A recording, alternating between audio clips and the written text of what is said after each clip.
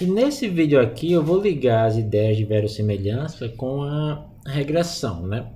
Tem um fator muito importante, mas muito importante mesmo, que é o seguinte: as aulas elas estão ficando, como vocês podem ver, mais complicadas do ponto de vista matemático. Vocês têm dois caminhos para fazer aqui em CD, né? Tipo, um é você querer entender a teoria muito por baixo, que eu acho relevante. No DCC a gente precisa de mais matérias teóricas, então você tenta fazer um balanceamento entre teoria e prática. E a outra é entender qual é o pensamento. O pensamento eu acho mais importante nesse momento, entende? Mas ainda mais nos vídeos remotos, né, do ERI, passar a teoria está ficando um pouco complicado por conta da matemática. Então pause os vídeos sempre que possível para entender o que está acontecendo. Se você se perde na matemática, sempre pense, mas o que é que Flávio quer resolver? O que é que Flávio quer resolver? E eu vou lembrar isso para vocês de tempos em tempos. Na aula passada, a gente meio que teve uma visão da regressão linear através de uma função de perda, né? Tipo, a gente define uma função de perda quadrática, define dois parâmetros, alfa e beta, e faz a regressão como sendo o valor observado, yi, menos beta xi menos alfa ao quadrado. Então, até aí, tudo ok, né? Beleza. A gente tem uma forma de achar alfa e beta que são os melhores possíveis. E a gente chegou nessa resposta na aula passada. Então, nessa aula, ao invés de focar no valor quadrado do erro, eu vou pensar qual seria o erro ideal. Entende? Aí você fala, Flávio, o erro ideal é zero, né? Mas eu vou usar isso para criar um modelo. Entende? Então aqui eu tenho minha regressão, y igual a beta xi mais alfa, e tem um errinho, né? Eu jogo tudo para o lado esquerdo, fico com o errinho isolado. Então o errinho é o observado menos o modelo, que está aqui. E eu penso, eu quero um erro igual a zero. É possível? Olha, só se x igual a y. Você não consegue achar uma reta, linha reta para um conjunto de pontos de erro zero, na soma ou na média, né? Porque, bem, tipo, não dá. A não ser que x igual a y. Mas eu posso dizer assim, não é que o erro vai ser médio, ou nem necessariamente, não é que, vamos dizer assim, não é que a soma dos erros vai ser necessariamente igual a zero. Entendeu?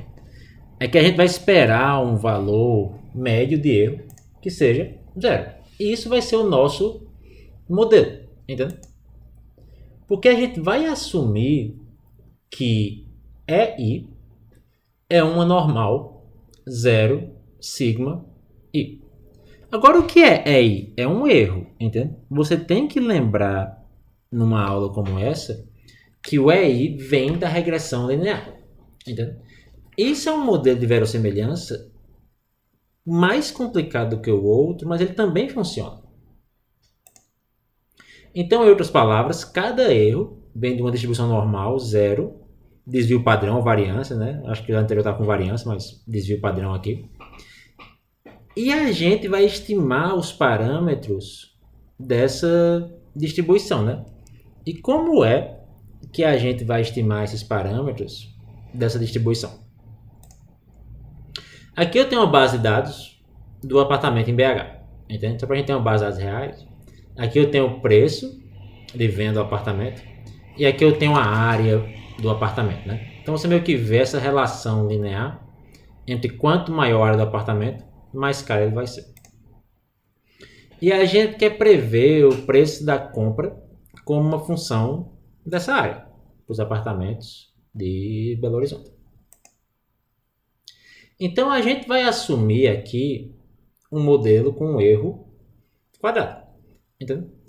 Ou seja, desculpa, falei besteira. Então a gente vai assumir aqui que o erro vai ser igual a yi menos o modelo.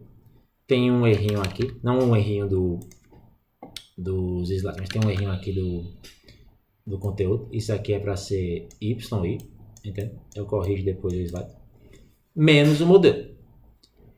A gente vai assumir também, mais importante, que o erro de um ponto não depende dos outros. O que isso quer dizer? Que os pontos são I e D. Entende? Tipo, os pontos são independentes e identicamente distribuídos. Isso é razoável? Não. Isso é correto? Não, mas é razoável. Em que sentido? No sentido de que um apartamento vai sim ter o seu preço impactando o outro. Existe uma correlação entre preço do apartamento. Tipo assim, se eu reformo meu apartamento, meus vizinhos reformam o apartamento e fica mais caro, né? Mas a gente quer um modelo que dê para trabalhar. E dá para trabalhar no modelo ID.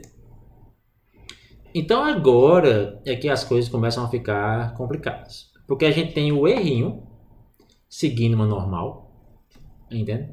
E a gente tem a função de densidade da normal, que é essa loucura aqui, entende? Nesse momento, muito aluno começa a ficar com medo da disciplina, entende? Tem uma raiz, tem um pi, tem um exponencial. Meu Deus do céu. Tá? Tipo, mas como é que eu leio isso? Da mesma forma, probabilidade de algo dado dois parâmetros.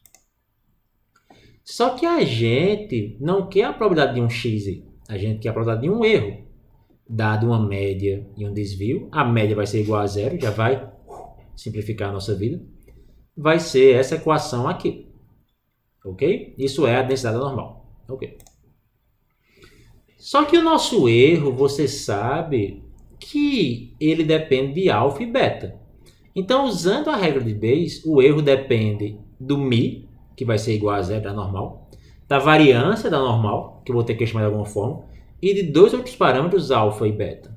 Então, essa equação aqui, que está a densidade da normal com esse erro, ela vai tomar uma outra cara. O μ vai embora, porque é zero. Então, isso aqui some, porque é zero. E depois do μ ir embora, porque é zero, eu expandi o erro para ser a equação da normal. Lembrando de Bayes, como a gente lê essa função? A probabilidade de um erro observado para uma reta que depende dos parâmetros da reta e de alguma variância. Entende?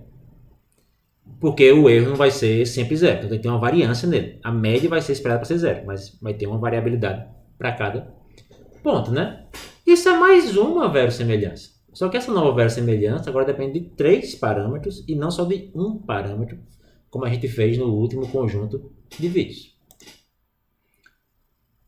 Aí você fala, mas como é que eu vou computar a probabilidade para uma reta que eu não sei? Você vai aprender ela, maximizando a verossemelhança. Então, para entender essa função, vamos focar aqui em três pontos. Aqui eu tenho uma reta qualquer, eu tenho um erro 1, um erro 2 e um erro 3.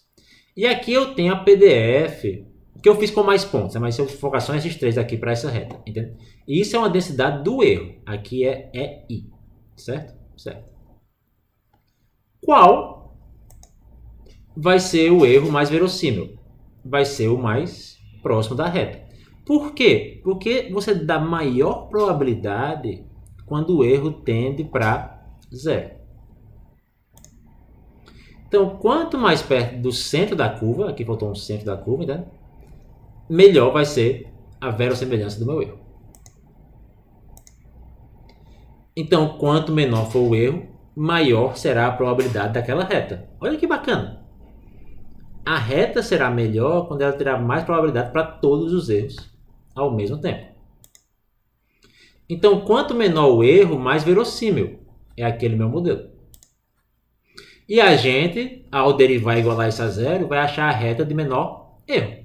Olha só que lindo. E a gente vai assumir que os erros são independentes, como a gente falou no slide anterior, né? Então, a probabilidade de A e B é a probabilidade de A vezes B.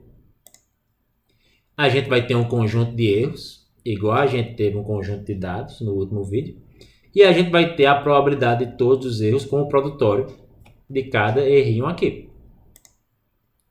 Simplificando, pois tudo que é condicionado vai para um subscrito, num tetazão. Então, a gente tem a probabilidade desses parâmetros, que eu tenho que estimar, que agora são três, alfa, beta e sigma ao quadrado. Para o conjunto de erros, é a produtória de cada um, porque é independente. E a leitura é a mesma de antes. A probabilidade do erro, dado que a média é zero, dado uma variância, alfa e beta.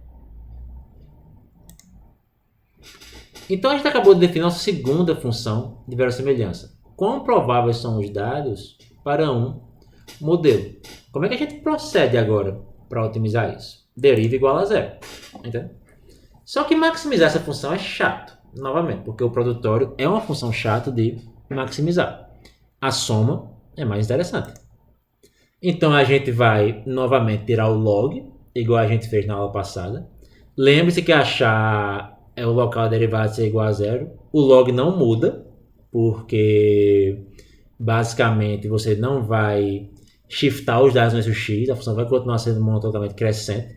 Só que o máximo em y vai ser outro valor, mas eu não quero necessariamente qual é o valor em y, eu quero o x, que são os parâmetros. Mas aqui eu tenho 3 parâmetros para achar. É até difícil de plotar, a gente poderia plotar isso. A função L θzinho do erro vai ser o somatório agora do log do erro, né? Igual ao vídeo passado. E agora a gente faz a conta. E essa é a parte que eu deixei meio que não na mão dessa vez, né? Mas dá para fazer. O somatório do log da probabilidade de cada erro. E esse é a minha log verossimilhança.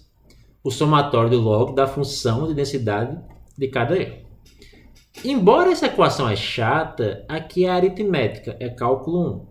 Não, é cálculo 1, né? Tipo assim, então é só você aplicando as regras. A primeira regra que a gente vai aplicar é que o log de A vezes B é igual ao log de A mais o log de B. Isso aqui eu vou quebrar em A e B, separando esses dois lados. E agora eu tenho o log dessa parte aqui, que é A, veio para cá, e o log dessa parte aqui, que é B, veio para cá, né? Como o somatório vai ter dos dois lados, o somatório de I igual a 1 até N, mas esse termo não depende de I, fica apenas o N. E agora eu vou aplicar uma outra regra. Que regra é essa? O log de A elevado a x é igual a x log de A. E o log de um exponencial é igual a 1. Quando eu aplicar essa regra, o que é x? X está aqui em cima. Então, isso aqui é o x. Então, o x vai descer. E eu vou ficar com log de E. Mas log de E é igual a 1. Então, eu vou ficar agora com esse termo aqui. Entende? Tipo, aqui tem o termo que eu vou brincar. E agora eu vou começar a aplicar mais regras de logaritmo, né? Tipo, quais são as outras regras que eu vou ter que aplicar para resolver esse meu problema? Olha, do lado direito, entende? Não tem mais logaritmo. Mas do lado esquerdo, a gente ainda tem um log para tratar, né?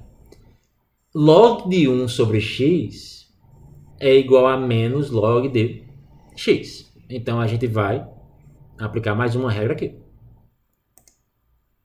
Então, aqui eu tenho menos log de x, que é o que estava antes. E aqui, mais uma vez, eu aplico que o log de A vezes B é igual a log de A mais log de B nesse termo aqui. E aí, desculpa, eu chego nessa equação de log verossimilhança. Agora observa ela por um tempo, deixa o Google tirar o trequinho da frente, né? Opa, acaba que eu mesmo coloquei na frente sem querer de novo. Só um segundo, gente, desculpa. Então, observa essa função por um tempo, essa última linha, e olha só para ela, né? Tipo, ela é chata, mas ela não parece muito difícil de derivar e igualar a zero, não, né?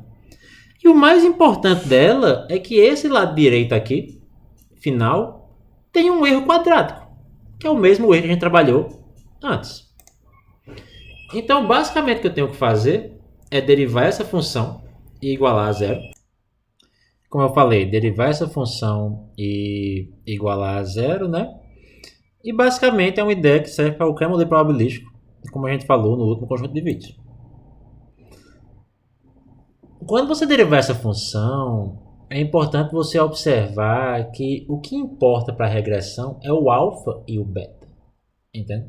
Tipo, o n log raiz de 2π não tem parâmetro nenhum, vai sumir a derivada. E o n log θ também vai sumir na derivada. Então, no fim das contas, você vai derivar essa função aqui com relação a alfa e beta.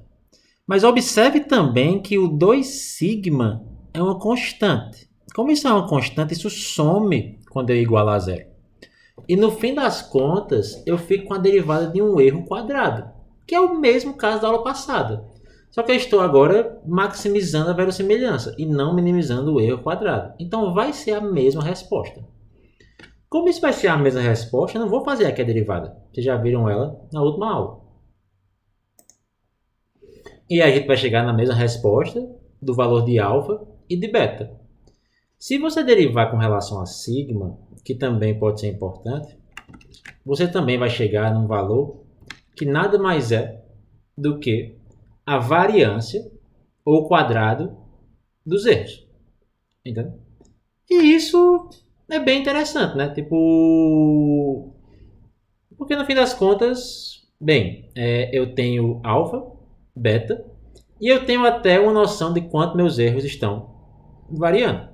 Isso pode ser útil no futuro, entende? Tipo, quando eu ploto aquela normal de alguns vídeos atrás, eu uso essa variância. Então a lição é que um estimador onde observamos um erro que é y e menos beta x, e aqui é y, tem esse erro no slide, né? É a mesma coisa do erro quadrado se eu assumo a verossimilhança de uma normal. Entendeu? Então, assumir a verossimilhança normal é equivalente aos erros quadrados. Um modelo probabilístico é equivalente a um modelo de erros quadrados. Mas o modelo probabilístico ele pode ser mais flexível, que eu posso usar outras funções de densidade, como eu usei na Bernoulli. E é basicamente isso.